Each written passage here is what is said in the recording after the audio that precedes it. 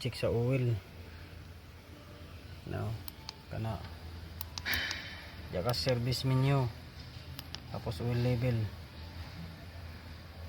engine oil level not available. O di ba makita nimo giwit to bilan na nako og 5 ka litro pero ang nasa computer unom pero mo gyapon. Now mag check ka sa oil ignition on nimo.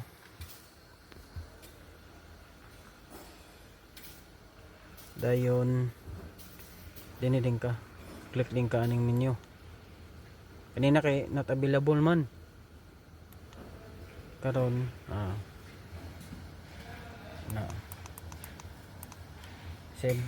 service menu oil level diba okay na siya diya ka mag check sa oil level walay dipstick ang kulinga.